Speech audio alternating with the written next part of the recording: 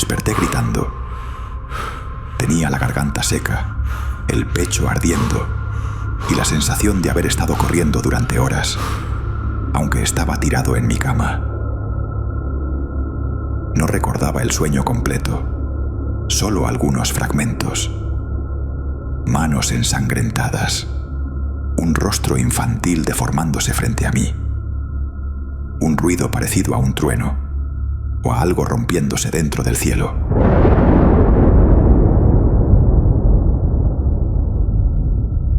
En mi cabeza rondaba una frase que no sabía de dónde había salido, pero que resonaba como un eco enfermo. No es un rayo, solo fue una pesadilla. Me incorporé sobresaltado y miré alrededor. Mi habitación estaba en silencio. Todo parecía normal. Elena dormía a mi lado, dándome la espalda. No había sangre, no había gritos, no había monstruos. Solo oscuridad en la noche y ese peso raro en el pecho que dejan las pesadillas demasiado reales. Me quedé sentado un momento, tratando de convencerme de que había sido solo eso, un mal sueño. Pero aún así, tuve la certeza absurda de que no era la primera vez que soñaba lo mismo, ni sería la última. Entonces miré el reloj.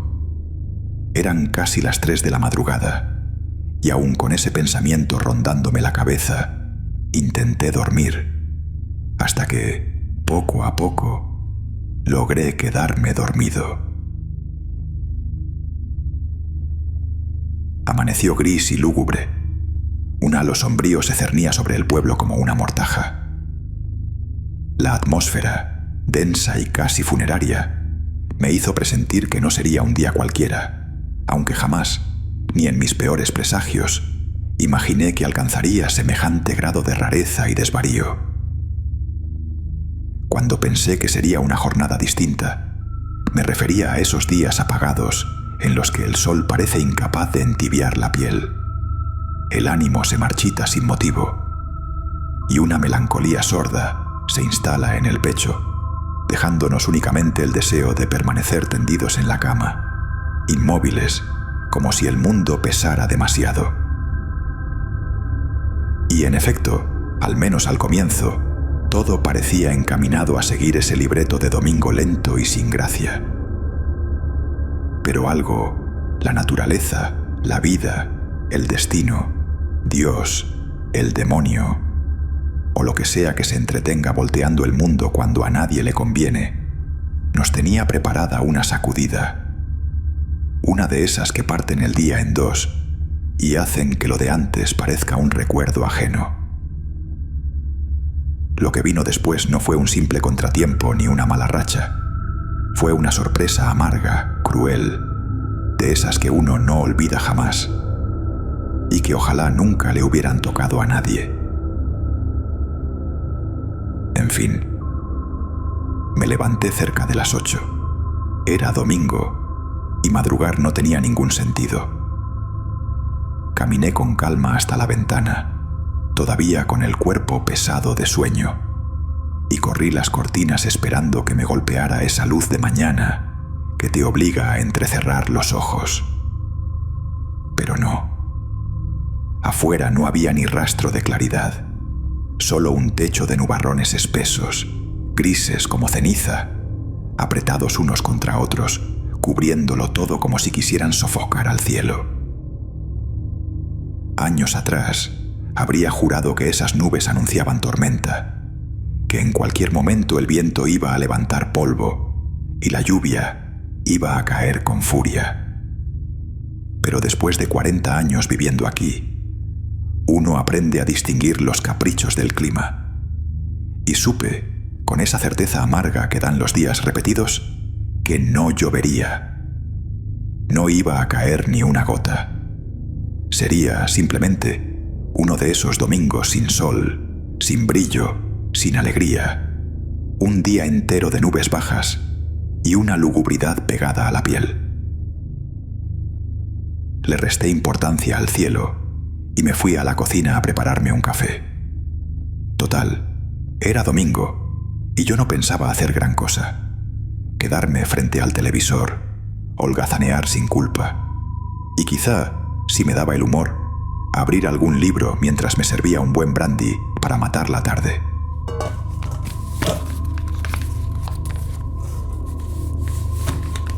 Cuando entré en la cocina, Ilena ya andaba de aquí para allá, afanada con el desayuno, moviéndose con esa prisa doméstica que parecía eterna.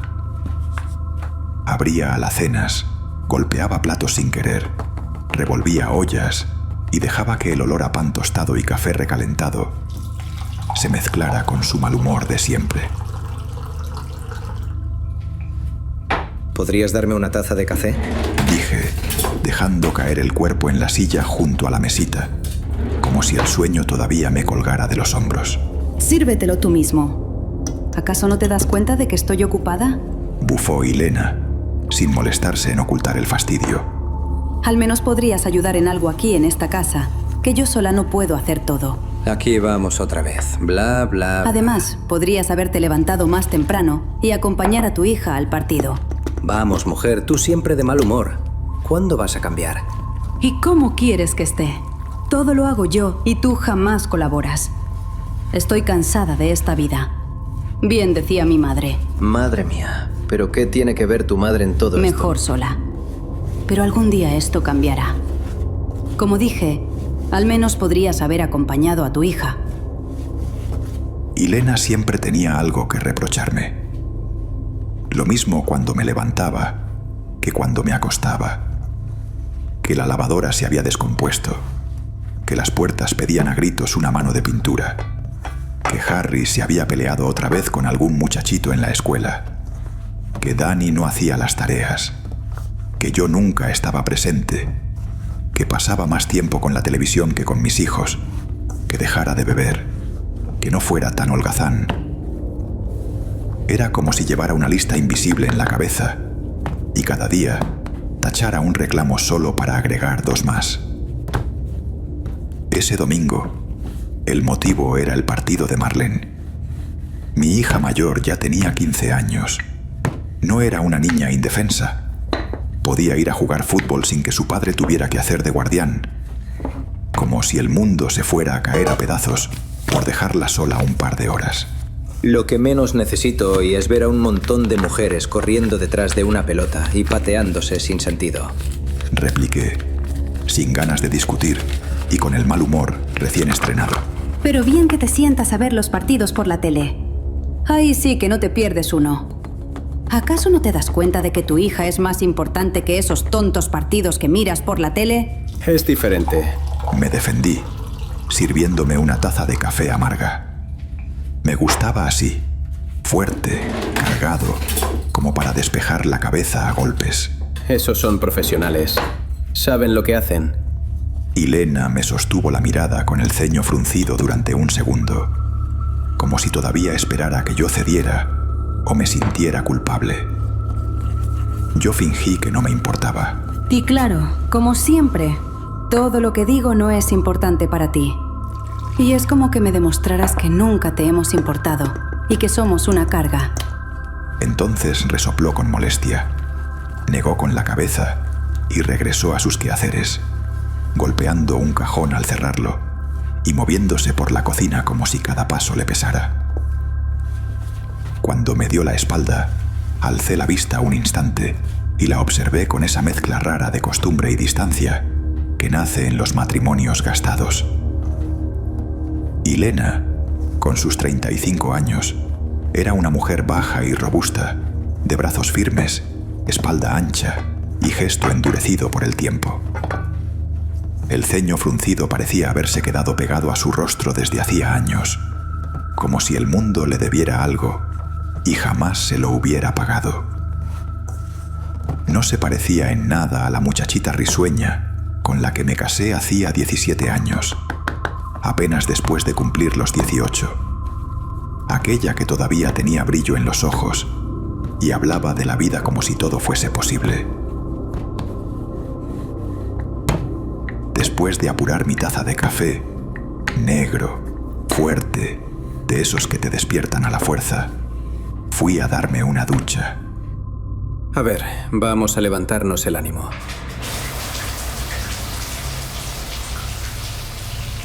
Dejé que el agua me golpeara la cabeza y los hombros, intentando sacudirme la pesadez de aquel amanecer sin luz.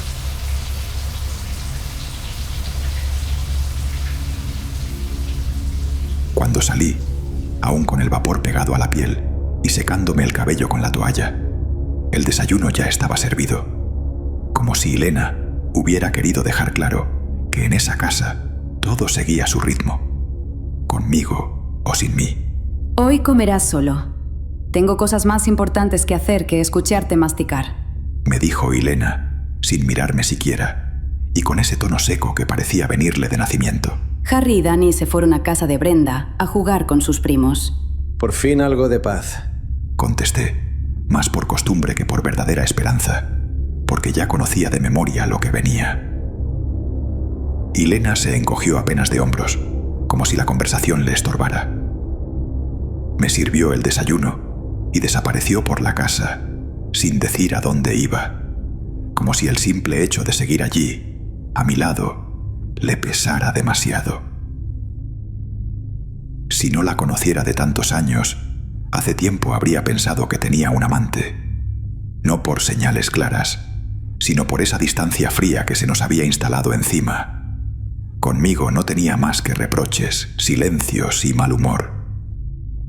Incluso en esas pocas noches en las que me daba por buscarla, por tocarla con una intención que ya no era del todo deseo, sino costumbre, Ilena no me rechazaba. Pero tampoco ponía nada de su parte. Se quedaba ahí, quieta, ausente, como si su cuerpo estuviera conmigo y su mente en otro sitio. Y la verdad era que yo tampoco hacía mucho por salvar lo que quedaba. El amor se había ido desgastando poco a poco, sin escándalos, sin una pelea definitiva, hasta volverse apenas un recuerdo. Ya no la quería, y por eso su forma de tratarme me daba igual, salvo cuando lograba sacarme de quicio y me exasperaba hasta el cansancio. Después del desayuno, me dejé caer en el sillón y puse la televisión, más por inercia que por verdadero interés. No, wait. We want you just to continue practicing with us. Keep in touch with us. Check our videos. Las voces del noticiero se mezclaban con el zumbido constante del aparato y con el silencio pesado de la casa. Un silencio de esos que no descansan, que solo aprietan.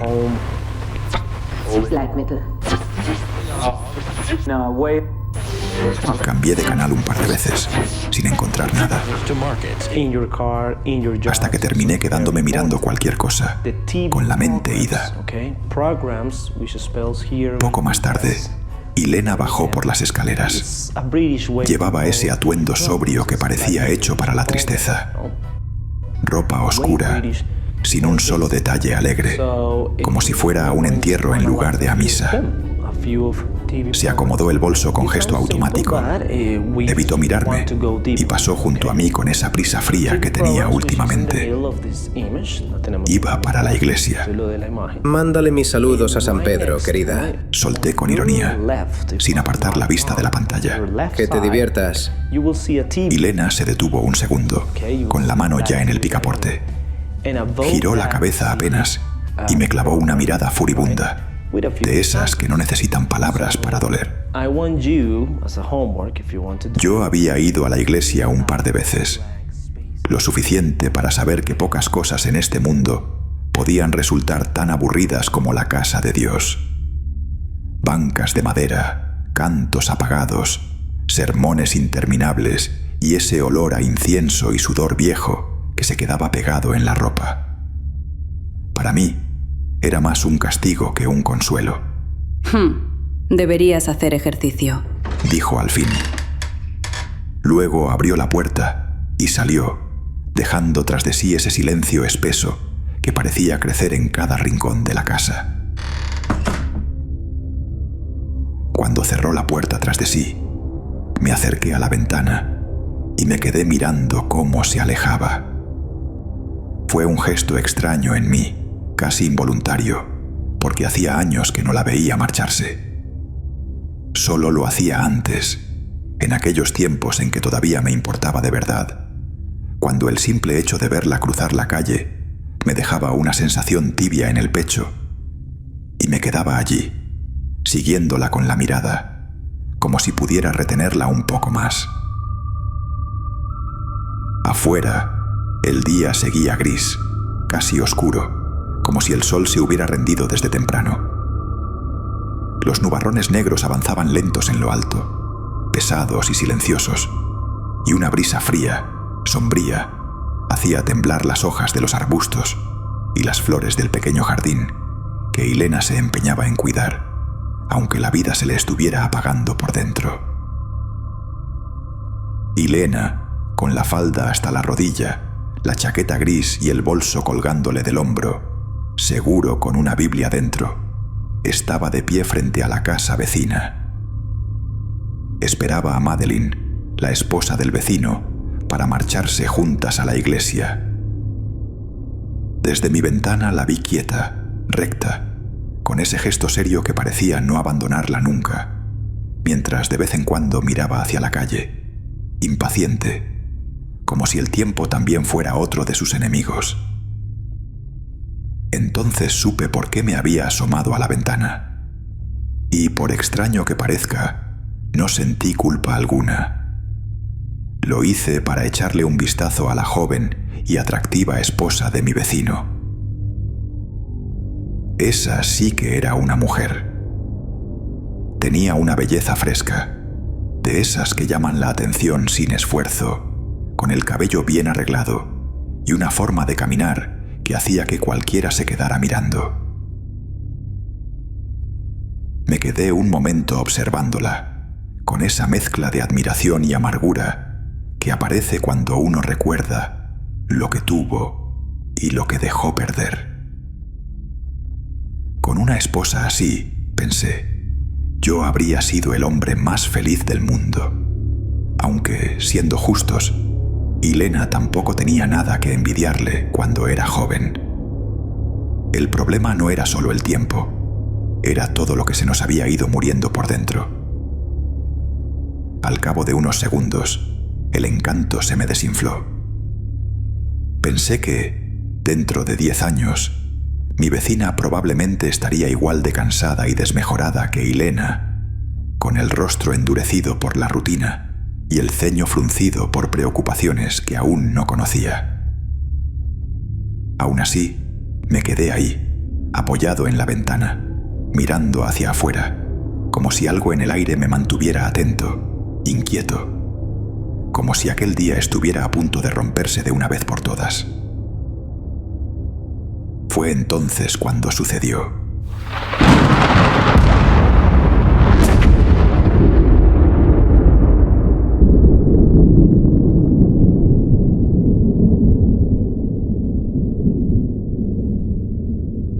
Un rayo descomunal, nacido de alguna de aquellas nubes negras, cortó el aire como una cuchillada de luz. ¡Oh, Dios santo! Por un instante, el mundo se volvió blanco. Un resplandor brutal lo devoró todo, como si el cielo se hubiera abierto encima del pueblo.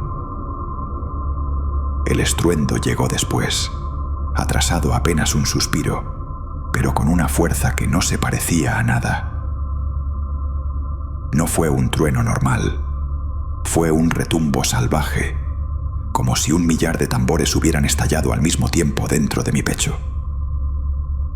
Los vidrios vibraron, la madera gimió y sentí el golpe en los dientes.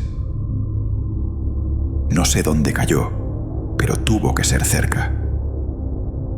La tierra tembló con violencia y durante un segundo eterno creí de verdad que la casa se iba a venir abajo y me iba a enterrar vivo. El piso se sacudió bajo mis pies. La ventana traqueteó como si fuera a reventar, y el aire se llenó de ese olor seco, metálico, que deja el relámpago cuando cae demasiado cerca.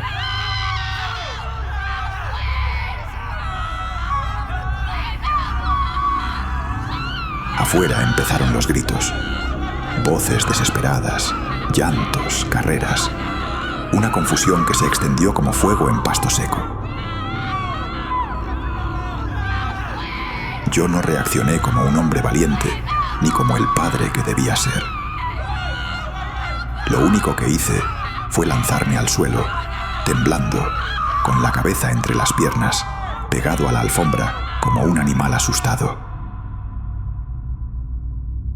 Creo que pasaron 5 segundos, tal vez menos, tal vez más. Pero cuando recuperé el sentido de lo que estaba pasando, ya estaba gimiendo como un cachorro, incapaz de levantar la mirada. Permanecí unos instantes más en el piso, temblando, empapado en sudor, con el corazón golpeándome las costillas como si quisiera escapar. Me costó recuperar la respiración. Tragué saliva varias veces, intentando convencerme de que aquello había sido solo un susto. Un rayo demasiado cerca, nada más. Pero el ruido de afuera no era el ruido normal de la calle. No era gente asustada hablando, ni vecinos curioseando. Eran gritos desgarrados, lamentos, chillidos que parecían de animales, y por encima de todo, un coro de ladridos furiosos. Cuando por fin me atreví a alzar la cabeza y asomarme por la ventana, lo que vi casi me hace perder la poca cordura que me quedaba.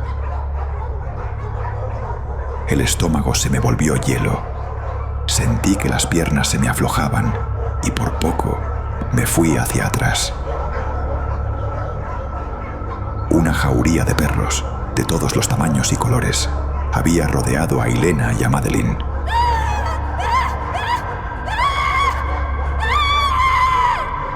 No era una escena cualquiera. No estaban ladrando desde lejos, ni olisqueando como perros normales. No.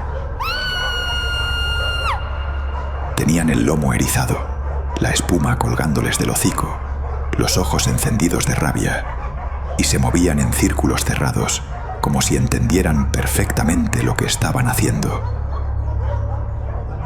Ilena gritaba mi nombre pidiendo ayuda, con una desesperación que me atravesó el pecho. En cambio, Madeleine hacía un ruido horrible. Primero pensé que estaba gimoteando, pero no. Lo que salía de su garganta no era llanto. Era un gruñido ronco, profundo. Algo que no debería salir de la boca de una mujer. Y entonces lo supe. No puedo explicar cómo, pero lo supe en ese mismo instante. Mi vecina ya no era mi vecina. Había algo en su postura, en la forma en que se quedaba demasiado quieta, en ese gesto torcido de la cara, como si una sombra se hubiera puesto su piel encima.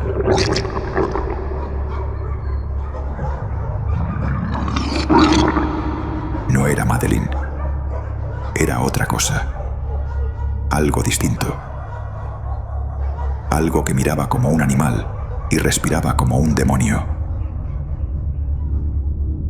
Quise gritar, pero el grito se me quedó atorado, seco, muerto en la garganta. Madeleine abrazó a mi mujer con una fuerza desesperada, como si quisiera protegerla. Y al instante siguiente, abrió la boca de una manera imposible, demasiado abierta, como si la mandíbula se le hubiera desacomodado.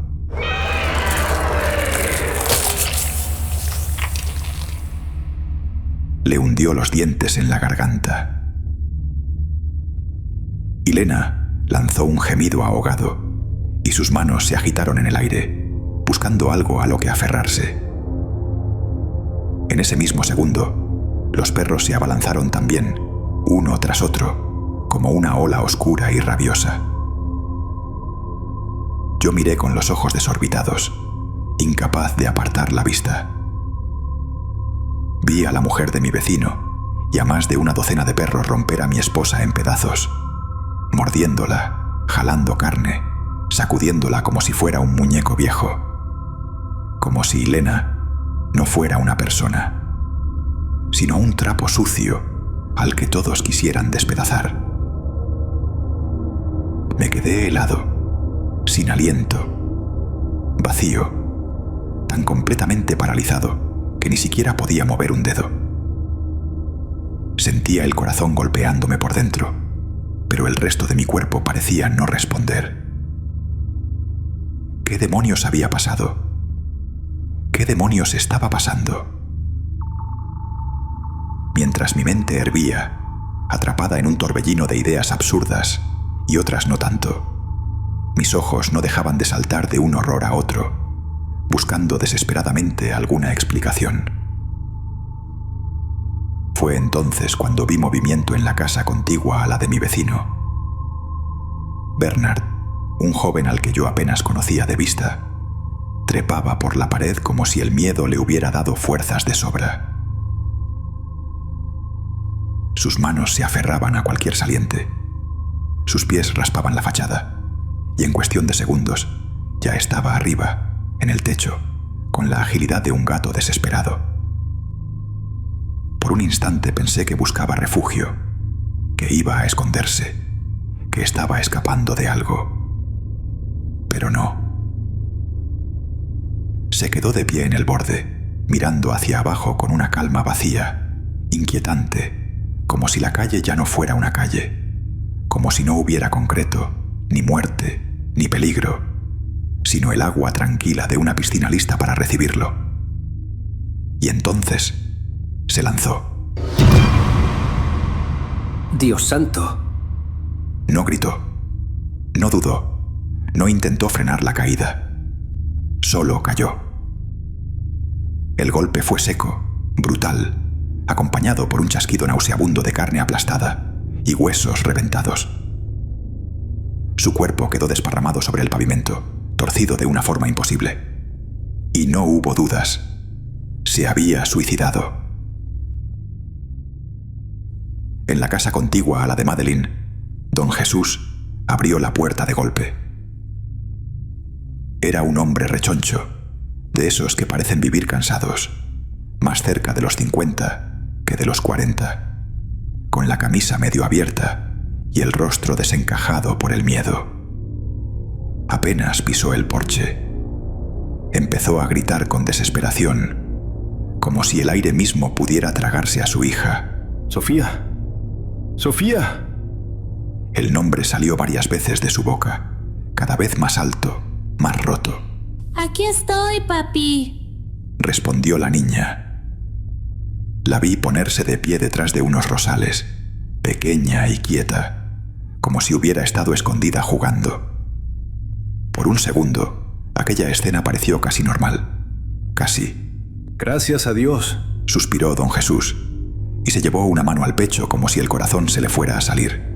Entra, rápido. Algo muy raro está pasando. La niña inclinó apenas la cabeza. ¿En serio? Dijo con una expresión extraña, entre curiosa y burlona. Ese gesto, esa manera de mirar, fue suficiente para que se me erizara la piel. No parecía una niña asustada. No parecía una niña, en realidad. Y en ese instante, supe que aquella no era Sofía. Al menos, no la Sofía que don Jesús conocía. Sí, mi amor. Pero ven rápido, insistió el hombre, sin darse cuenta del abismo que tenía enfrente. Con la claridad cruel de quien mira desde fuera, como un espectador protegido por un vidrio invisible, vi cómo los ojos de la niña se apagaban hasta volverse completamente negros. Su rostro se cuarteó en finas grietas, como barro seco, y de entre sus dedos brotaron unas uñas oscuras, largas y afiladas.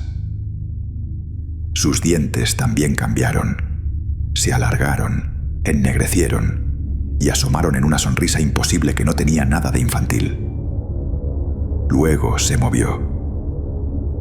Con una velocidad salvaje, más propia de un animal que de una criatura humana, corrió hacia su propio padre y se le lanzó encima. Sus pequeñas manos se convirtieron en garras. Empezó a morderlo con furia, arrancándole pedazos, desgarrándolo como si fuera carne cualquiera, mientras el hombre gritaba y se defendía en vano. Dios bendito. Me oí musitar, con la voz quebrada por el espanto. Frente a mí, mi vecina y los perros seguían despedazando a mi esposa, como si aquello fuera la cosa más natural del mundo. La escena no tenía sentido, y sin embargo ahí estaba, viva y brutal, delante de mis ojos. Me encogí bajo la ventana, enterrando la cara entre las manos, como si así pudiera borrar lo que acababa de ver. El cuerpo me temblaba de pies a cabeza, y el miedo me agarró por dentro con una fuerza salvaje, como si me apretaran las entrañas con brasas encendidas. ¿Qué estaba sucediendo? ¿Qué clase de pesadilla era esa? Por todos los cielos, ¿qué estaba sucediendo? Tenía ganas de gritar, de llorar, de gemir, de encogerme hasta desaparecer. Quería hacerme un ovillo, revolcarme en el piso, golpear la pared, lo que fuera. Pero sobre todo, quería gritar y llorar, como si así pudiera expulsar el miedo que me estaba pudriendo por dentro. Por un instante me aferré a la idea de que todo aquello era un sueño. Tenía que serlo, pero lo que había visto era demasiado real. El olor, los gritos, la sangre, el ruido de los huesos. Cosas que un simple mal sueño no inventa con tanta crudeza. Descarté esa esperanza casi de inmediato. ¿Una alucinación? No. En mi vida había tenido una, y en el fondo sabía que aquello no era un capricho de mi cabeza. No era la primera cosa imposible que veía ese día, y presentía, con un escalofrío, que tampoco sería la última. ¿Entonces qué? ¿Qué demonios estaba pasando? El relámpago.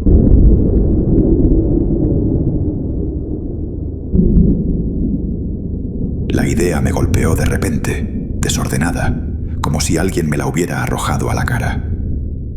Y viendo lo poco que había pasado y lo que yo mismo había presenciado, ya no me parecía una locura. Un relámpago maligno.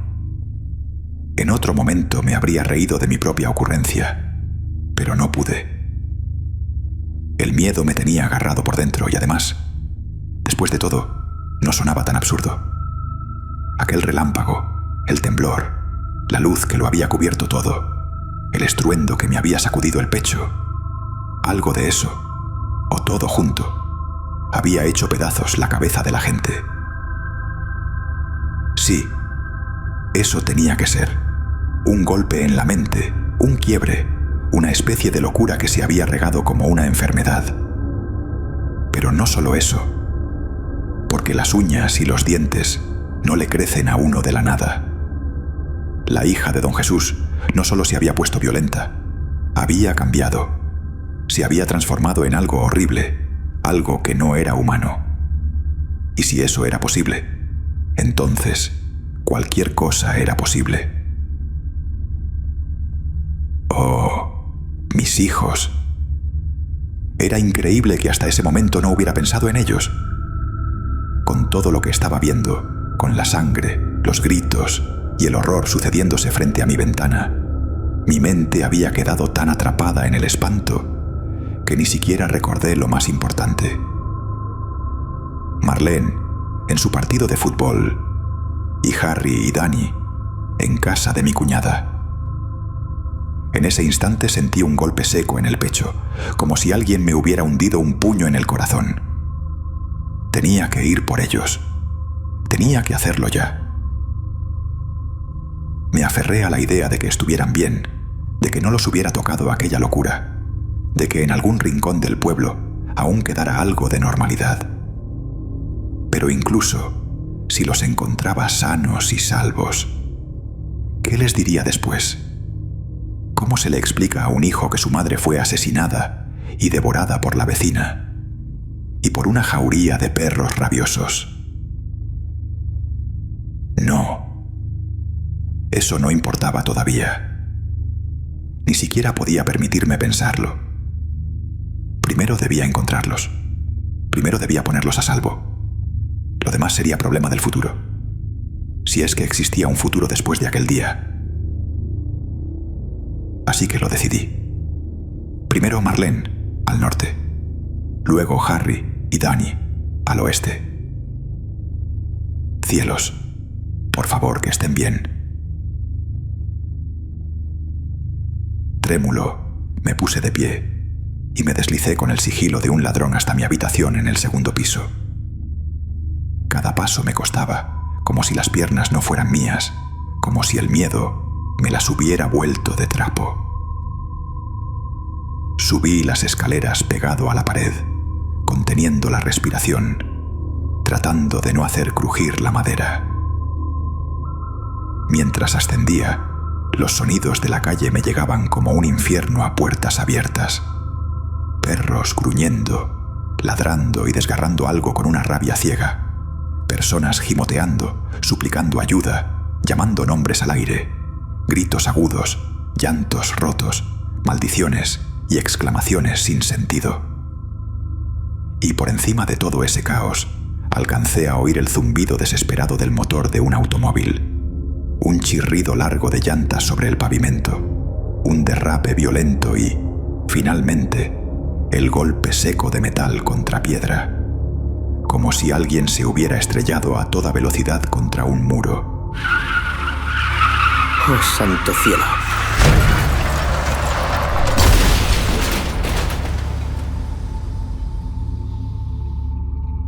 Ya en mi habitación, busqué deprisa un pantalón, así como una camisa y un par de zapatos. Me vestí deprisa y por último abrí el cajón de abajo del guardarropa. Allí estaba el revólver que mi padre me había regalado hacía 10 años. Solo lo había utilizado en un par de ocasiones y siempre para disparar al aire.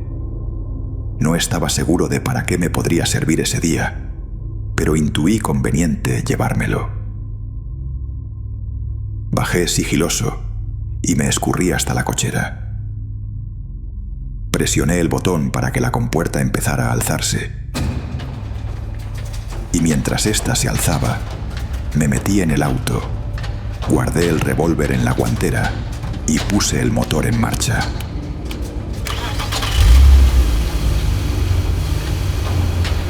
Mientras esperaba a que la compuerta terminara de alzarse, tuve un panorama sobrecogedor de lo que acaecía frente a mi casa. Al principio, no lo creí posible. Todo era aún más raro y horroroso de lo que había presenciado al comienzo. Pero tras un segundo, tuve que hacerme a la idea de que era real. Don Jesús, el vecino que había sido desgarrado por su hijita, estaba de pie, como si nada le hubiese sucedido. En un momento dado, empezó a correr hacia donde se encontraba mi esposa, quien también estaba de pie, gritando, pidiendo auxilio, sin daño aparente, y tratando de salir del círculo formado por la jauría de perros. ¿Cómo era posible todo eso? Sofía, la hija de don Jesús, aún con aspecto demoníaco, lo observó correr un instante. Luego se abalanzó sobre él otra vez. Al instante siguiente, mi mujer y don Jesús eran despedazados de nuevo, con la diferencia de que don Jesús había logrado llegar hasta mi esposa y era atacado también por un buen número de perros. En la otra casa, Bernard, el joven, se puso de pie, aparentemente ileso, pero la sangre allí donde se había estrellado me confirmaba que en realidad sí se había lanzado desde el techo de su casa. En cuanto lo vieron los perros, varios de ellos se lanzaron sobre él, pero Bernard empezó a trepar con la agilidad de una araña por la pared de la casa. Estupefacto, sin poder creer lo que veía, puse en marcha el automóvil y salí a la calle.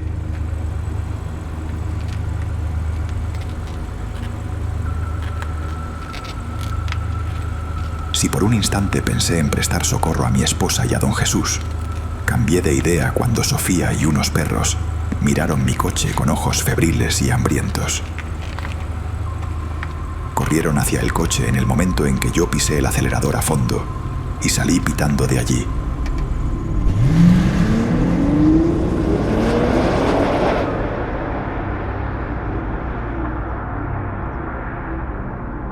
Por el retrovisor, vi que mis perseguidores dieron media vuelta y fueron a seguir la carnicería con don Jesús y mi esposa.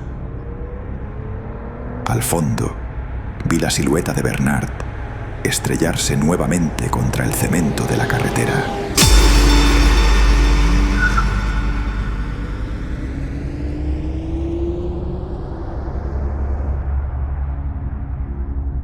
Estupefacto, anonadado, aterrorizado, son las únicas palabras que se me ocurren para describir el cúmulo de sentimientos, emociones y pensamientos que se arremolinaban en mi interior.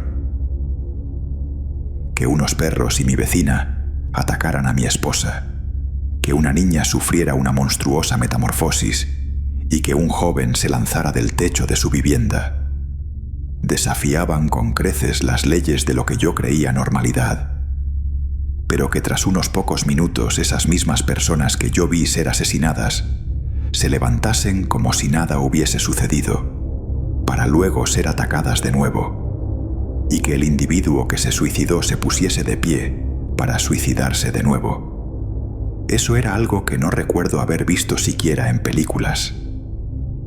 Eso desafiaba aún más las leyes de lo posible y lo imposible.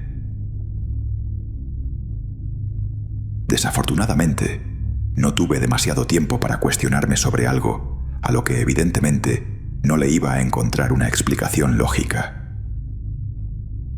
Apenas aceleré el coche, me di cuenta de que los extraños sucesos no ocurrían únicamente frente a mi casa, sino en todo el barrio, posiblemente en todo el pueblo.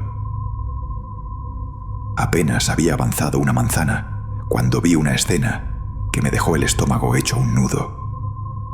Un grupo de niños, ninguno pasaría de los 8 años, se había lanzado sobre una jovencita en plena calle, como si fueran perros hambrientos. La rodeaban, la jalaban del cabello, la golpeaban con esas manitas pequeñas, y ella gritaba y se retorcía tratando de zafarse, sin lograrlo. Cuando escucharon el motor de mi auto, todos giraron la cabeza al mismo tiempo. Me miraron con esos ojos extraños, demasiado atentos, demasiado despiertos para la edad que aparentaban. En un instante, uno de ellos salió corriendo y se puso justo enfrente del coche, con los brazos abiertos, como si pretendiera detenerme. Yo no frené. Pasé de largo y lo arrollé. Sentí el golpe bajo las ruedas, seco y repugnante. Y vi por el parabrisas cómo su cuerpo salía despedido hacia un lado. No apartó la vista, no gritó como un niño normal. Cayó como cae un objeto. Y lo peor fue que no sentí remordimiento. No por crueldad, sino porque, en el fondo, yo sabía que ese niño ya no era un niño. Sabía que no era humano. ¡Mi nieto! Exclamó una anciana al ver salir volando al chiquillo. Abrió la puerta de su casa y corrió a auxiliar al pequeño. Pero no había dado ni 5 pasos cuando el resto de chiquillos ya estaban sobre ella, mordiendo y desgarrando. Mi camino hasta el campo de fútbol donde debía encontrarse Marlene fue todo un espectáculo. Horroroso y de locos, sí, pero espectáculo. Después de lo de los chiquillos, pasé frente a una farmacia, donde los dependientes se estaban agarrando a golpes y utilizaban todo lo que estuviera a su alcance para atacarse. Los escaparates de cristal estaban hechos añicos y la sangre por doquier me revelaba que hacía rato estaban con aquello. Quizá incluso ya se habían asesinado y habían revivido, en ausencia de una palabra mejor, para seguir con el pleito. Más adelante, un señor perseguía, machete en mano, a un joven que no tendría más de 15 años. El joven gritaba pidiendo ayuda. De alguna manera me hizo pensar en Marlene. Mi hija debía tener la misma edad que él. Quizá incluso fuesen amigos, puesto que el joven corría en la misma dirección que yo. Me propuse ayudarlo. A punto estuve de detener el auto cuando el machete abandonó las manos de su perseguidor y fue a clavarse en la nuca del joven. Desistí en mi intento y volví a acelerar, justo a tiempo, ya que preocupado por el muchacho, no me había dado cuenta de las 3 personas que habían salido de una cerca y como animales furiosos se acercaban a mi coche. Maldije por lo bajo y juré que a partir de ese momento solo me preocuparía por mí y mis hijos.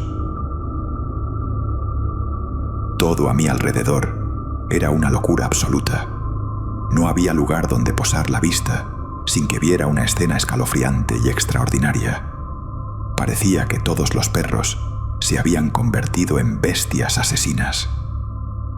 Caminaban por la calle y atacaban al primero que vieran, exceptuando aquellos con instintos asesinos y bestiales como ellos. Debían tener una especie de sexto sentido para captar la diferencia entre los unos y los otros. Vi a un cura tirarse desde el campanario de la iglesia. Vi a un bebé que era amamantado arrancarle los pechos a una señora. Miré a 2 hombres con escopeta volarse los sesos mutuamente. Un grupo de carniceros, con sus delantales blancos, se habían unido y perseguían con sus cuchillos a todo aquel que se pusiera a su alcance. Cuando vieron mi coche, hicieron ademán de querer perseguirme, pero en cuanto los dejé atrás, perdieron todo interés.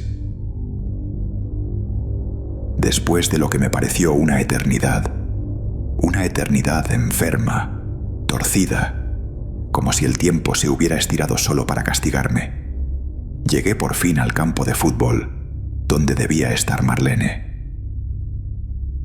El trayecto había sido un desfile de horrores, y cada segundo al volante me había pesado como un año.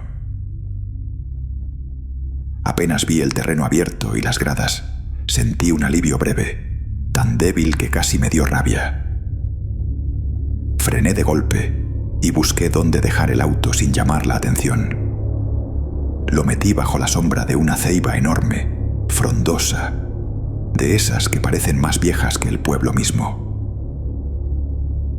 Me quedé medio escondido entre otros coches, pegado a ellos como si fueran paredes, intentando pasar desapercibido ante cualquier cosa que estuviera acechando afuera.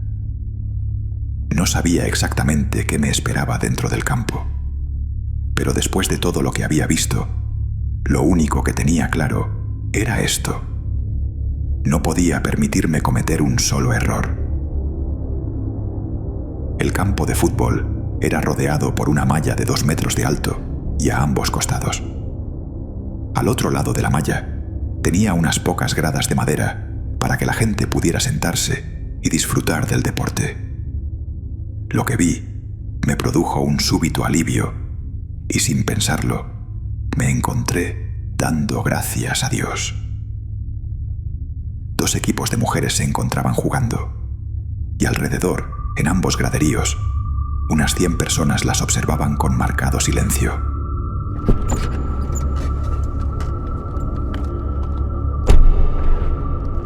Me bajé del coche y me acerqué a la malla con cuidado, como si el simple hecho de respirar pudiera delatarme.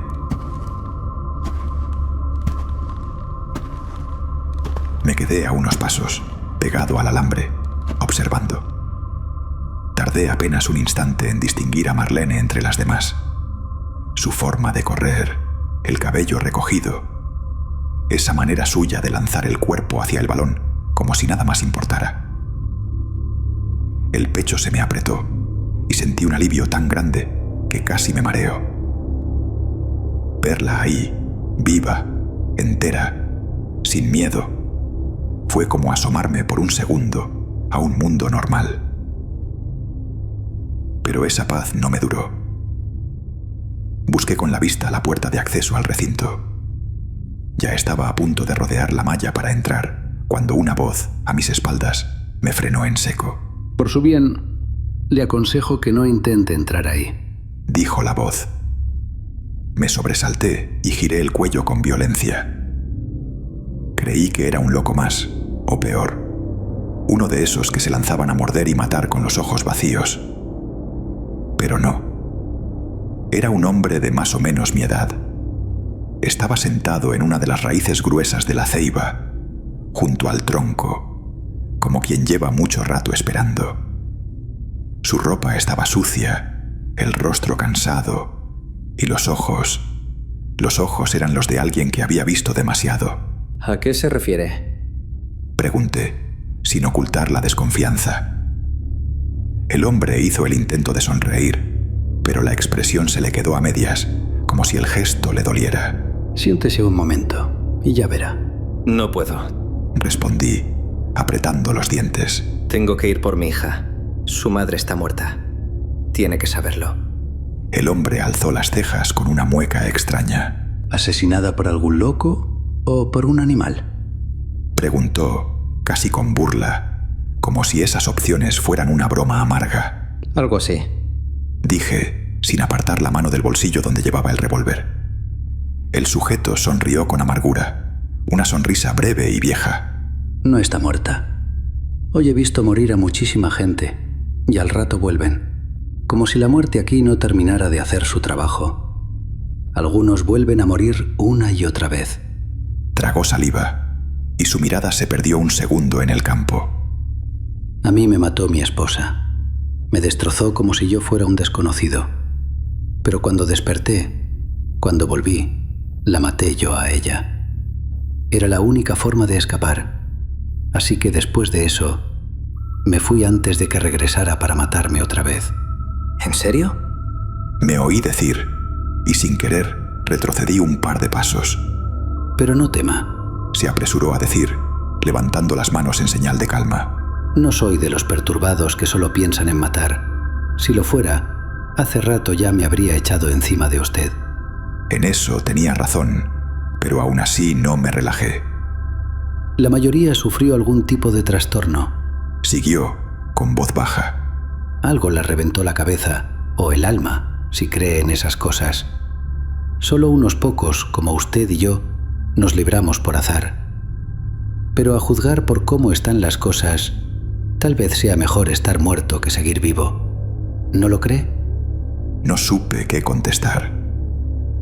¿Y ellos? Pregunté al fin, señalando el partido. Las jugadoras seguían corriendo.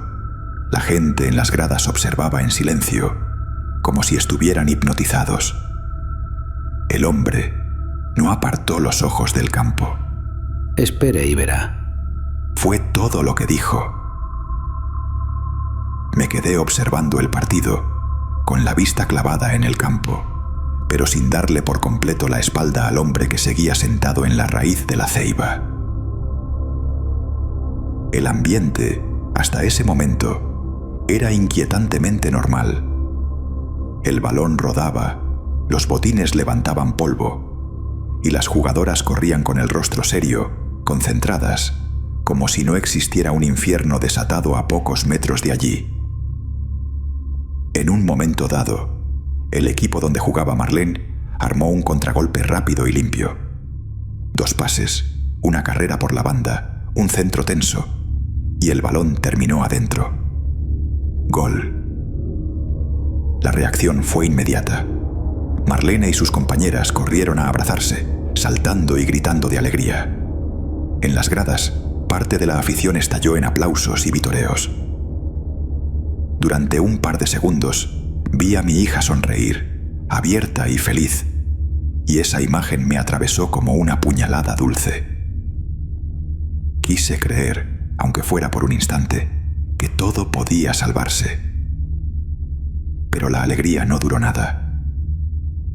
Un instante después, las del otro equipo se acercaron con el rostro encendido por la furia. Primero fueron palabras, reclamos, empujones. Luego, sin aviso, un golpe. Y después otro. En un abrir y cerrar de ojos, todas estaban encima de todas. Los gritos ya no eran de emoción, sino de rabia. Las jugadoras se jalaban del cabello, se daban rodillazos, se tiraban al suelo a mordidas. A los pocos segundos, las suplentes saltaron desde las bancas y se unieron a la pelea como si hubieran estado esperando esa señal desde siempre. Y casi al mismo tiempo, los aficionados también. Las gradas se volvieron una jaula. Hombres, mujeres, incluso niños, bajaron corriendo al campo con los ojos fuera de sí. Ya no animaban. Ya no miraban. Iban a destruir. Tenemos que intervenir, Dije, con la voz temblorosa, sin poder aceptar que me quedara mirando. Mi interlocutor negó con la cabeza, lento, como quien ya vio esa escena repetirse demasiadas veces. Yo sí voy.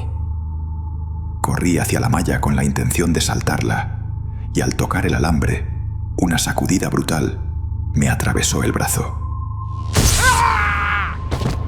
Fue como meter la mano en una corriente viva, un látigo ardiente que me hizo gritar y caer hacia atrás. Es imposible.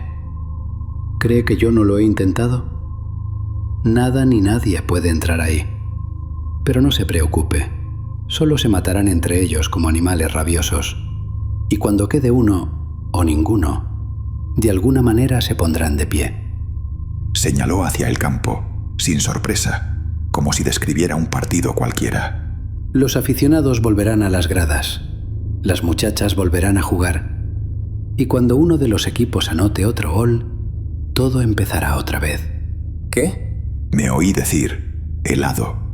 No me mire así. Se excusó el hombre, encogiéndose de hombros con una expresión casi indiferente. Yo lo entiendo tan poco como usted. Y tenía razón. Me quedé allí, de pie, mirando la masacre como si mi cuerpo ya no me perteneciera. Vi a jovencitas, niños, mujeres y hombres matarse sin control, como bestias.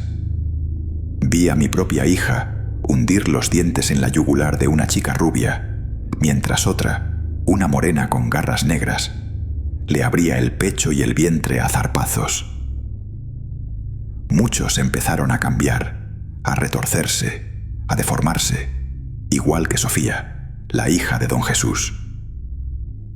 Esos mataban con una facilidad monstruosa y eran más difíciles de derribar. Pero los que no mutaban eran igual de feroces. Mordían, arañaban, apedreaban, golpeaban con palos, con lo que fuera. Y yo, impotente, solo podía mirar, atrapado afuera, atrapado para siempre, como testigo de mi propia tragedia. Fue la escena más sangrienta que vi en mi vida. No había forma de apartar la mirada. Era como ver el fin de la humanidad, concentrado en un pedazo de tierra, con el balón tirado en algún rincón, olvidado, manchado, como un chiste cruel. Después de lo que me pareció una eternidad, aunque mi reloj insistía en que apenas habían pasado 5 minutos, la carnicería se fue apagando. Uno a uno fueron cayendo hasta que solo quedó un joven de pie. Estaba malherido, tambaleándose, cubierto de sangre y con la ropa hecha jirones. Apenas podía sostenerse, pero aún respiraba. Por un momento creí que lo lograría. Creí que, de alguna manera, la locura iba a terminar ahí. Pero entonces el joven se desplomó sin fuerzas, como si alguien le hubiera cortado los hilos. Cayó al suelo y quedó inmóvil. Un minuto después, quizás menos, sucedió lo imposible. Todos se pusieron de pie, como si nada, como si el infierno hubiera sido un simple parpadeo. Las heridas estaban cerradas. La sangre parecía menos importante. Las mutaciones habían desaparecido. No había garras, ni rostros agrietados, ni dientes imposibles. las jugadoras caminaron de regreso al centro del campo. Las suplentes volvieron a las bancas. Los aficionados regresaron a las gradas y se sentaron con calma, en un silencio casi respetuoso, como si esperaran el silbato del árbitro. Lo más perturbador era que nadie parecía ver el desastre. La ropa rasgada, algunos medio desnudos, los charcos de sangre por todo el pasto. Para ellos era invisible, o peor, era normal. ¿Lo ve? Dijo el hombre desde la raíz, señalando el campo con una mueca amarga. Lo veo.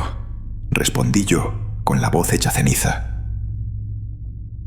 Me alejé antes de volverme loco. Regresé a mi auto justo cuando uno de los equipos hizo otra anotación. Y la pelea empezó de nuevo, como si alguien hubiera apretado un botón. Iré a ver si tengo más suerte con el resto de mis hijos.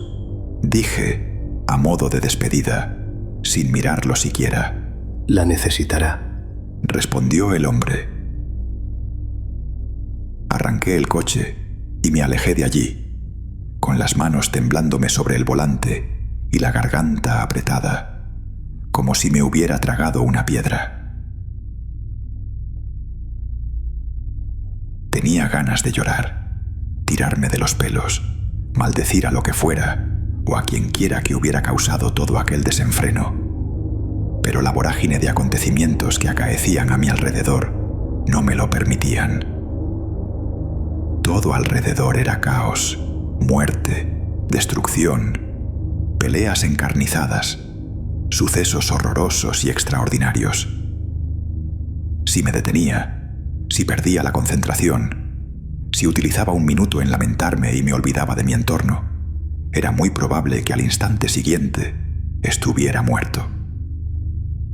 Es cierto que era posible que, al igual que el resto del mundo, yo volviera a la vida, pero era algo que no estaba dispuesto a comprobar voluntariamente, de manera que tenía que mantener mis sentidos aguzados, mis nervios calmos y mi mente serena. Mi preocupación inmediata eran mis dos hijos, Harry y Danny. Por Marlene poco o nada podía hacer. Atrapada en un círculo como en el que estaba, no veía cómo ayudarla. Así que me concentré en mis dos hijos, de los cuales aún no sabía nada. Aún era probable que ellos estuvieran bien. Si así era, aún podía ponerlos a salvo. Los metería al coche y los llevaría lejos del endemoniado pueblo. Del campo de fútbol a la casa de Brenda, la hermana de mi mujer, donde debían estar los niños, había alrededor de 1 kilómetro de distancia. 1 kilómetro de recorrido igual de demencial que el que había realizado de casa al campo, cuando no más. Los horrores y sucesos extraordinarios ocurrían allí donde posara la vista. Vi a un conductor estrellar un coche contra la pared de una casa. Después se bajó y buscó otro coche para repetir la maniobra.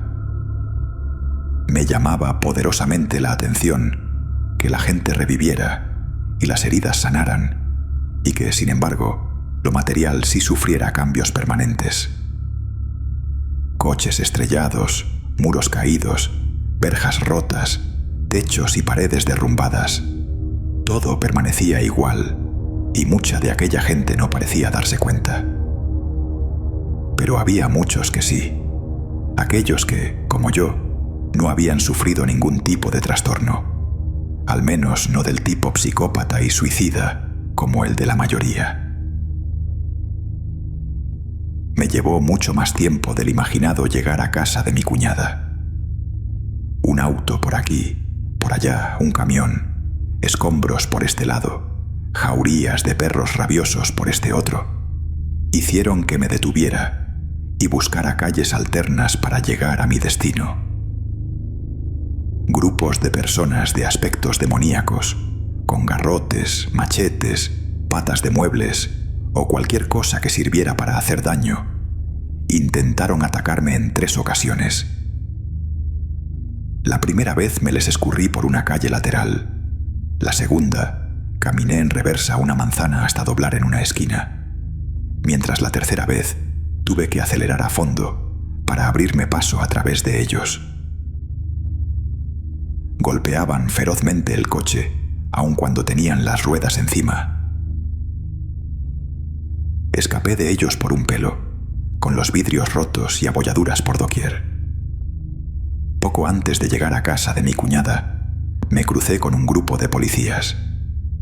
Salieron de improviso de un callejón estrecho, como si hubieran estado esperando a que alguien pasara por allí. El corazón se me subió a la garganta. Alcanzaron a verme y sin mediar palabra levantaron las armas y me apuntaron directo a la cabeza a través del parabrisas. Vi sus caras tensas, desencajadas. Vi sus manos temblando sobre los gatillos. Los jalaron una y otra vez, sin tregua, con esa desesperación ciega de quien ya no piensa. Yo solo alcancé a encogerme, seguro de que ese era mi final. Pero no sonó nada. Ni un disparo, ni una sola detonación. Solo el clic seco y hueco de los gatillos, repitiéndose como un mal chiste. Tardé un segundo en entenderlo. Ya no tenían municiones. Las habían gastado antes, contra otras personas, o contra otras cosas. Y aún así seguían apretando el gatillo, como si el acto de disparar fuera lo único que les quedaba de cordura. La casa de mi cuñada parecía intacta a primera vista, como si aquella locura hubiera decidido respetarla. Las paredes estaban en pie, el portón seguía cerrado, y desde afuera no se oía nada, ni gritos, ni golpes, ni el aullido constante de perros furiosos. Esa quietud era casi peor que el caos. Sin embargo, en la calle, justo frente a la parte delantera de la vivienda, caminaba un anciano apoyado en un bastón. Se movía con torpeza, como a tientas, y por la forma en que giraba la cabeza de un lado a otro, supuse que era ciego. Sus ropas estaban raídas, rotas, manchadas de sangre seca. El tipo de manchas que no se hace con una simple caída, sino con días enteros sobreviviendo a mordidas, golpes y ataques. En cuanto el viejo oyó el sonido del motor, se sobresaltó y echó a correr en dirección contraria a la mía, como si el coche fuera otra bestia más que venía por él. No llegó lejos. Tropezó, cayó de cara y rodó por el asfalto, soltando el bastón. Ni siquiera tuve tiempo de compadecerme.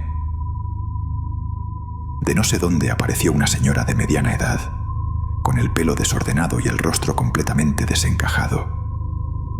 Llevaba un cuchillo grande en la mano y se lanzó sobre el anciano sin decir una palabra.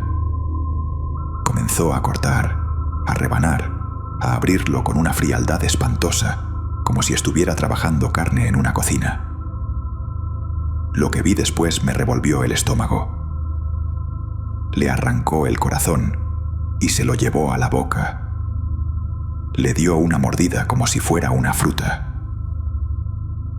No pensé, no dudé. Aceleré el auto y la embestí.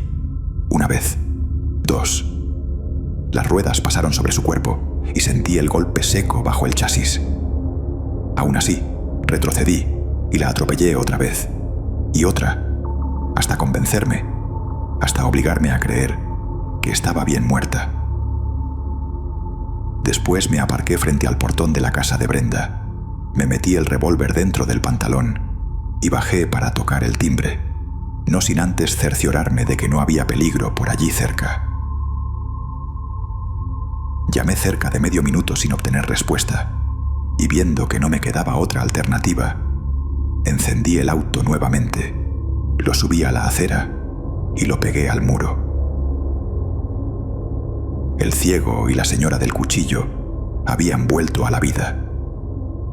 El ciego huía y la señora lo perseguía, pero como no me prestaban atención, bajé del coche y lo utilicé de apoyo para saltar el muro. Dentro, todo era paz y tranquilidad. La mansión de mi cuñada, más concretamente de su esposo, era una de las más grandes y lujosas del pueblo, y a primera vista no percibí marcas de lo que ocurría en el resto del poblado. Era probable que allí nadie hubiera sido afectado, y tras darse cuenta de lo que ocurría en el exterior, habrían tomado la sabia decisión de quedarse pertrechados en el inmueble. Por un instante, tuve la sensación de que todo saldría bien, que pronto tendría a mis hijos, sanos y salvos, entre mis brazos. Me apoyé en la puerta principal y en lugar de usar el timbre, llamé con los nudillos. ¿Harry? ¿Danny? Estaba a punto de buscar una ventana abierta para colarme cuando oí suaves pisadas acercándose a la puerta. Sentí miedo, pero me mantuve allí, de pie, y de pronto la cabeza de Harry asomó tras la puerta. ¡Papá! Exclamó. Su voz y su risa fueron lo más lindo que yo había oído en mi vida. Se abalanzó sobre mí y me estrechó en un fuerte abrazo. ¡Danny, ven aquí! ¿A que no sabes quién ha llegado? Mi pequeña niña apareció corriendo por el pasillo. Su lacio cabello se mecía al ritmo de sus pequeñas zancadas y su sonrisa era más brillante que el sol. Y cuando enrolló sus brazos alrededor de mi cuello, solo tenía ganas de llorar. Mis pequeños estaban bien. Oh, gracias al cielo. ¿Dónde están sus tíos? Les pregunté un minuto después, cuando el nudo que tenía en la garganta por fin me dejó respirar con normalidad. Arriba, en su habitación, contestó Harry, adelantándose a Danny como siempre, con esa seguridad de hermano mayor. ¿Y mis sobrinos? Pregunté otra vez. También, en su habitación. Perfecto, dije, sintiendo un alivio estúpido, casi ingenuo. Entonces vamos con ellos. Harry frunció el ceño, como si mi propuesta lo incomodara. Están durmiendo. No deberíamos molestarlos. Sí. Insistió Danny, demasiado rápida para apoyar la idea. Mejor quedémonos aquí. Miremos tele un rato. Los miré a ambos un segundo. Era raro verlos tan tranquilos, tan obedientes. Y a la vez, había algo en su insistencia que me picó la nuca. Vayan ustedes a ver la televisión. Yo necesito hablar con ellos. Mientras me alejaba por el pasillo, volví la vista para ver otra vez a mis dos hijos. De no estar tan feliz por haberlos encontrado sanos y salvos, habría jurado que se dirigían una mirada cómplice. Ya había visitado en ocasiones anteriores los aposentos de mis cuñados en la tercera planta, de manera que no me costó dar con la habitación. Empecé llamando con breves y suaves golpecitos, pero al ver que no respondían, golpeé más fuerte. Quizá debían de dormir profundamente, ya que no respondían a los golpes. Así que se me ocurrió que quizá la puerta no tuviera seguro. De manera que giré la manecilla y la puerta se abrió en silencio. Primero asomé la cabeza para no pecar de indiscreción, pero al ver la cama manchada de sangre y raída como si hubiese estado en medio de una pelea de osos, empujé la puerta y ésta se abrió de par en par. La habitación era un desastre. Había sangre por doquier y los muebles y los frescos de las paredes tenían marcas de garras, como si, efectivamente, allí hubiera habido una pelea de osos salvajes. Pero lo que hizo que me llevara las manos a la cara para ahogar un grito de horror fue al ver las partes de mis cuñados, esparcidas y sujetas con cuerdas y correas a los muebles. La cabeza de Brenda estaba amarrada a la cabecera de la cama, junto a la de su marido. Brazos y piernas estaban amarrados a las patas de la misma, los torsos sujetos a 2 fuertes roperos, y los demás brazos y piernas estaban adheridas a una mesa y un par de sillas. Es la única forma de que no vuelvan a la vida. El susurro infantil a mi espalda me provocó un susto de muerte. Era Danie, mi dulce pequeña, solo que de dulce ya no tenía nada. Se había convertido en un ser horrible, de dientes y garras largas y filosas, ojos negros y rostro agrietado. Junto a ella estaba Harry, no menos horrible y monstruoso que mi hija. ¿Quieres ver a tus sobrinos o prefieres morir ya?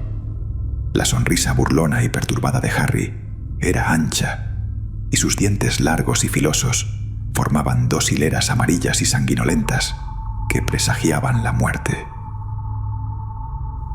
Corrí al interior de la habitación e intenté cerrar la puerta, pero las garras de Harry la detuvieron y la empujaron hacia atrás. Caí y de inmediato quise ponerme de pie, pero Danie ya estaba ahorcajada sobre mí. Sus negras y afiladas garras acariciaron mi rostro y se alzaron amenazadoramente. De alguna forma había llevado mi mano derecha a mis pantalones y logré extraer el revólver. No dudé en utilizarlo. El restallido del disparo resonó como un rayo en la inmensidad de la mansión. Los sesos de Dani cayeron en el piso y parte de mi pecho. Me la quité de encima y me arrastré hasta ponerme de pie. Harry miró el cuerpo de su hermana con una indiferencia que me destrozó por dentro. Ni una lágrima, ni un temblor. Nada, solo esa frialdad imposible, como si lo que yacía a sus pies fuera cualquier cosa menos su propia sangre. Mira lo que has hecho. Mataste a tu propia hija. De pronto alzó la vista. Sus ojos, negros y vacíos, se clavaron en mí como cuchillos.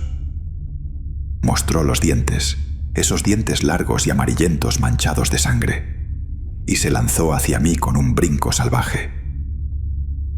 El instinto me salvó. El restallido del revólver volvió a retumbar en la mansión, seco, ensordecedor. El primer disparo lo golpeó en el pecho y lo frenó apenas un paso, pero aún así siguió avanzando, como si el dolor no existiera. El segundo disparo le dio de lleno en el rostro. Harry cayó como cae un saco, sin ceremonia, sin vida, desplomándose junto al cuerpo de Danie. No tuve tiempo para llorar, no tuve tiempo ni para pensar. Ni siquiera se me cruzó por la cabeza la idea de que acababa de asesinar a mis hijos. Lo único que hice fue salir corriendo, con el alma hecha pedazos y el corazón desbocado, huyendo de esa casa como si me persiguiera el mismísimo infierno. Tenía que largarme antes de que volvieran a levantarse, y esta vez sí me mataran a mí. Y no tenía estómago para hacer con ellos lo que ellos habían hecho con mis cuñados. De regreso en mi coche, me dediqué a buscar el camino más corto para salir del pueblo. Cuando había personas que se atravesaban en mi camino, les pasaba por encima. Lo único que quería era salir del pueblo, dejar aquel infierno o despertar de la pesadilla. Cuando por fin salí del pueblo, era ya media tarde.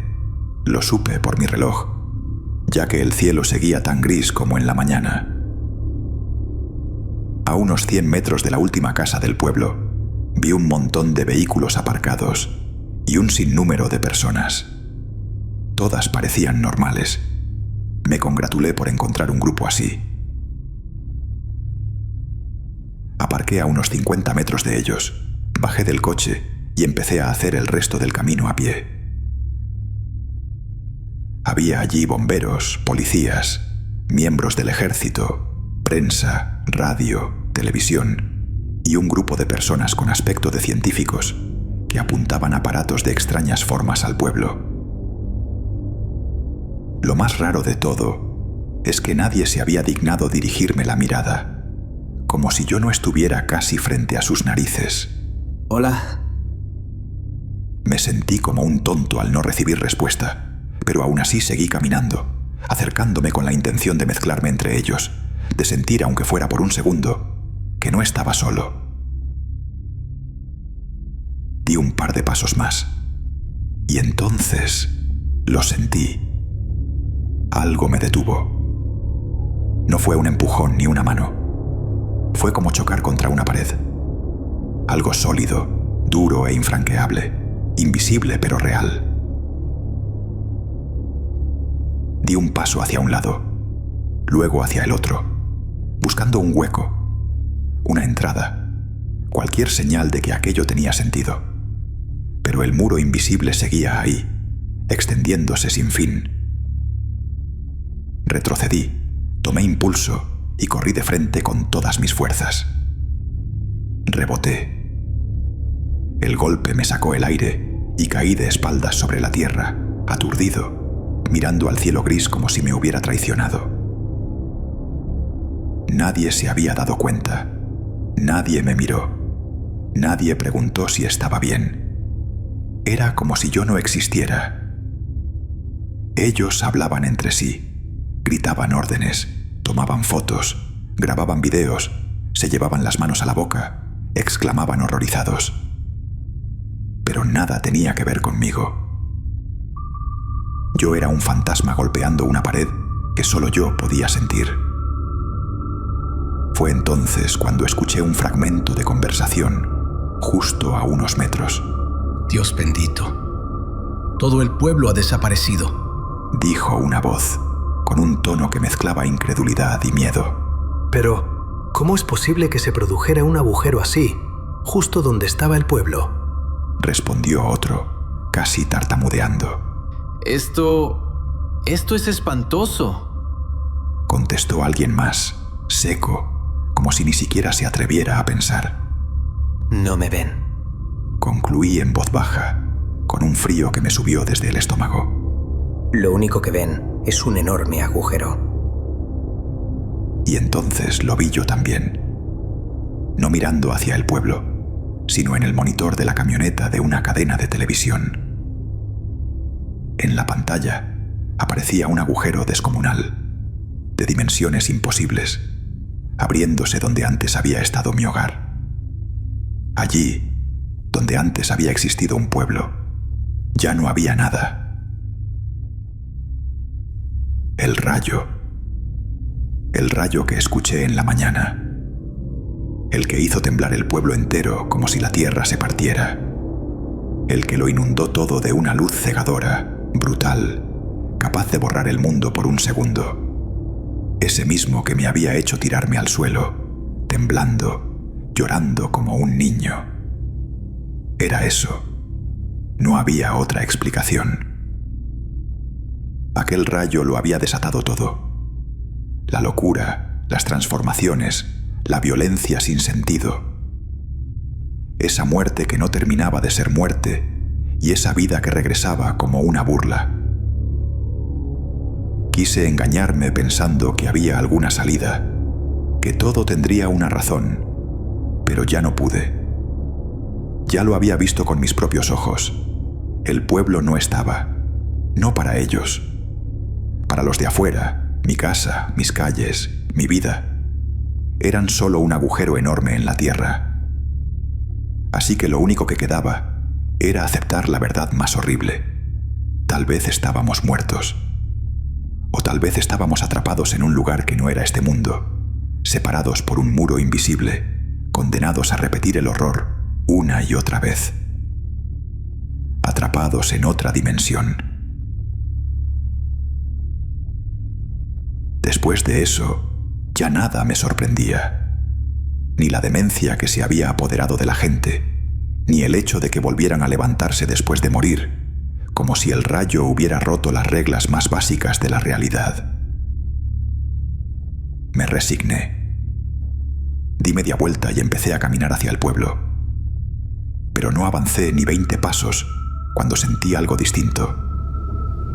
No algo así como un murmullo, ni como una voz sobrenatural, sino como un sonido. Un zumbido bajo, constante, como el de un generador enorme trabajando a lo lejos. Se lo oía en el aire mismo. Me detuve, confundido, y miré hacia el muro invisible. Por primera vez noté un detalle que antes mi mente se negaba a ver. El aire frente a mí no era solo aire, tiritaba, como cuando el calor levanta ondas sobre el asfalto. Solo que esto no era calor, era una vibración perfectamente regular, fría, artificial. Entonces acerqué la mano. La superficie invisible me devolvió un cosquilleo preciso, como electricidad controlada.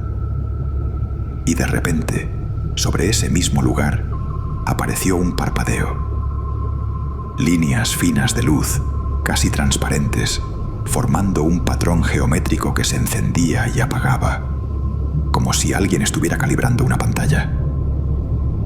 Entonces una voz salió de la nada. Una voz limpia, sin emoción, mecánica, como la de un altavoz. Sujeto 31. Conciencia preservada. Respuesta emocional elevada. Inicia fase de comunicación. Sentí que la sangre se me iba a los pies. ¿Quién anda ahí? La voz no respondió como una persona, respondió como una máquina. Este no es un evento meteorológico. No fue un rayo. Fue un pulso. ¿Un pulso de qué? Hubo un silencio breve, como si el sistema estuviera decidiendo cuánto decirme. Pulso neuroeléctrico. Disparo sincronizado. Protocolo de contención activo. En ese instante, lo entendí con un horror más frío que cualquier monstruo. Aquello, fuera lo que fuese, tenía el control de toda esta situación. Y si algo podía controlarlo, entonces alguien lo había provocado. La pared invisible volvió a parpadear, y en el aire apareció algo que me hizo apretar los ojos. Un conjunto de letras y números, flotando frente a mí como una proyección. Proyecto Umbral. Celda 4. Simulación poblacional. Estable anomalía. Sujeto con percepción completa. No, esto no puede ser real. El entorno externo observa un fenómeno geológico. Para ellos, esta zona es un vacío. Su presencia no es detectable. Entonces, ¿estoy muerto? Pregunté con la boca seca. Negativo. ¿Entonces qué soy? Muestra. Esa palabra me partió por dentro. Me acerqué al muro hasta casi pegar la frente. Golpeé con los puños una y otra vez, desesperado. ¡Sáquenme! ¡Por Dios, sáquenme de aquí! ¡Mi familia! La voz no tardó en hablar. La unidad familiar ya no existe como referencia válida. ¡Claro que existe! ¡Son mis hijos! Son organismos de ensayo, patrones de comportamiento replicables. Me quedé sin aire. Todo. Marlene, Harry, Danie y Lena, los vecinos, la iglesia, el partido. No eran recuerdos, eran variables. La voz siguió, como si me estuviera leyendo un informe. Este experimento busca evaluar la degradación conductual bajo condiciones de bucle regenerativo. Eliminación del significado de la muerte. Ruptura de la empatía. Aceleración de la violencia. Mi mente se negó a aceptarlo. ¿Y el rayo? ¿Por qué la gente cambia? ¿Por qué vuelven? Tecnología de regeneración tisular y restablecimiento neural parcial. La mutación es un efecto secundario tolerable. Me sentí mareado. No por miedo, sino por asco. ¿Y por qué yo? ¿Por qué yo no? ¿Por qué sigo pensando? Fallo estadístico. O éxito. Esa pausa antes de la última palabra me heló. Como si no supieran si yo era un error o un resultado esperado. Escuchen. Dije, tratando de mantenerme entero. Ustedes están ahí afuera. Me oyen. Me ven. Entonces pueden abrir esta cosa. La voz contestó con la misma calma. Imposible. ¿Por qué es imposible? Protocolo de cuarentena. Pero no hay enfermedad. Es su experimento. Exacto. Entonces la pared invisible dejó de parpadear y la voz se volvió aún más fría. No fue diseñado para que salga nadie. Sentí un dolor en el pecho, un vacío que no era físico, era algo más profundo. La certeza. El pueblo no había desaparecido. Nos habían borrado. Nos habían convertido en una caja, en un laboratorio. Y yo era el único que podía darse cuenta. ¿Cuánto tiempo? Tiempo externo, irrelevante. No. Dime cuánto tiempo llevamos aquí. Iteraciones completadas. 1742. Se me aflojaron las piernas. 1742 veces. Mi mujer muriendo. Mis hijos mordiéndome. El partido repitiéndose. La gente levantándose de la muerte como si fuera un truco. Y yo repitiendo el horror sin recordarlo. Solo que esta vez lo recordaba. La voz terminó con una última frase que me dejó peor que cualquier grito. Gracias por su cooperación. La proyección se apagó. El zumbido continuó, como un corazón ajeno latiendo dentro de la tierra. Y en el silencio, desde el pueblo, volvieron a llegar los gritos. Me quedé mirando el muro invisible, temblando, con los nudillos sangrando de tanto golpearlo. Afuera, el mundo seguía. Y aquí dentro solo quedaba volver. Porque esa era la peor parte. No importaba lo que supiera. No importaba lo que recordara. El experimento continuaría. Y yo jamás saldría.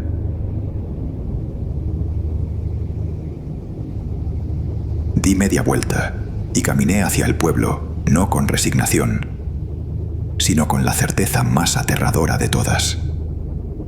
Que alguien, en algún lugar, nos estaba observando.